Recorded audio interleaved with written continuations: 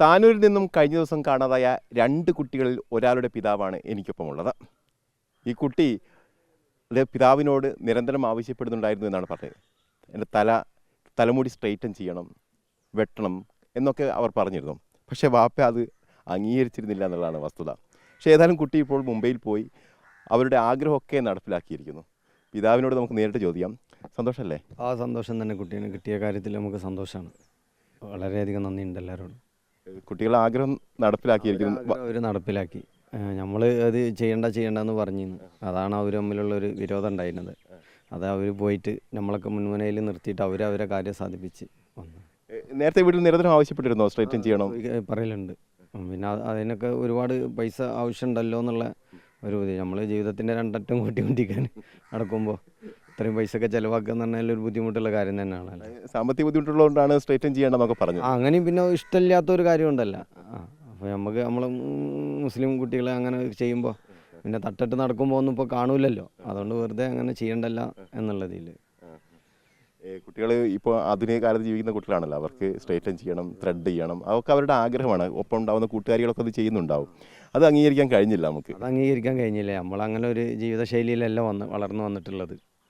അപ്പോൾ ഇപ്പോൾ ഒരു ന്യൂ ജനറേഷൻകാരല്ല. അപ്പോൾ നമ്മളൊരു 15 മോഡലായിട്ട് അവർ കണക്കൂട്ടിയിട്ടുണ്ടാവും. ഏതായാലും പിതാവിനൊരു പണി കൊടുക്കാമെന്ന് വിചാരിച്ചിട്ട് തന്നെയാണ് കുട്ടികൾ പോയത്. നമുക്ക് വല്ലാത്ത പണിയാണ് അവർ തന്നത്. നമുക്ക് എല്ലാവർക്കും കൂടെയാണ് തന്നത്. പക്ഷേ ഏതായാലും സേഫ് ആയിട്ടാണ് പോയത്. 2 പെൺകുട്ടികൾ ഒരുമിച്ചാണ് പോയത്. 2 പെൺകുട്ടികൾ ഒരുമിച്ചിട്ടാണ് പോകുന്നത്. അവർ ചെറുപ്പം തൊട്ട് ഫ്രണ്ട്സാണ്. അവർ ഒരുമിച്ചിട്ടാണ് പോയത്. അവർ ഒരുമിച്ച് പോയതുകൊണ്ട് നമുക്ക് എന്താ പറയുക, ഇപ്പോൾ മടങ്ങി വന്നാലും നമുക്കൊരു ടെൻഷനില്ല.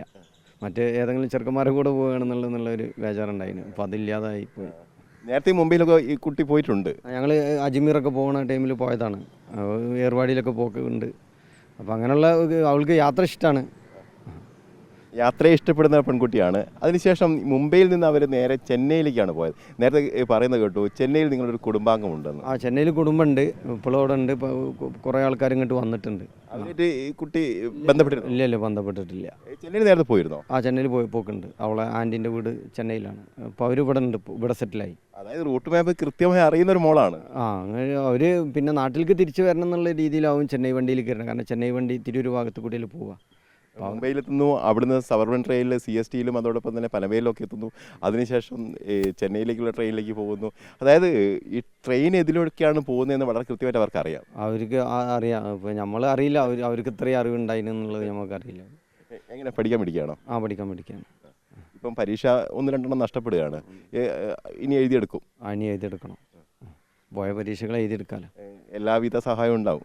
സഹായം ഉണ്ടാവും. വീട്ടിൽ എന്തെങ്കിലും തരത്തിലുള്ള പ്രശ്നങ്ങൾ ഉണ്ടായിരുന്നോ?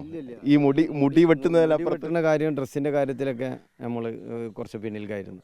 അപ്പോൾ അവർ ആഗ്രഹിച്ചത് നടത്തിയില്ല എന്നുള്ള ഒരു വിരോധം മാത്രമേ ഉണ്ടായിട്ടുള്ളൂ. അതിലൊന്ന് സാമുദായികമാണ്, മറ്റൊന്ന് അതിൽ ഏറ്റവും കൂടുതൽ പ്രധാനപ്പെട്ടത് സാമ്പത്തികമായുള്ള വിഷയം കൂടിയാണ്. അപ്പോൾ തന്നെയാണ്. ഏതായാലും ചിരിച്ചുകൊണ്ടാണ് ഇയാളുള്ളത്. കാരണം പെൺകുട്ടിയെ കണ്ടെത്തിയിരിക്കുന്നു. അവർ അല്പസമയങ്ങൾക്കകം തന്നെ ഇവിടെ വീട്ടിലേക്ക് എത്തും.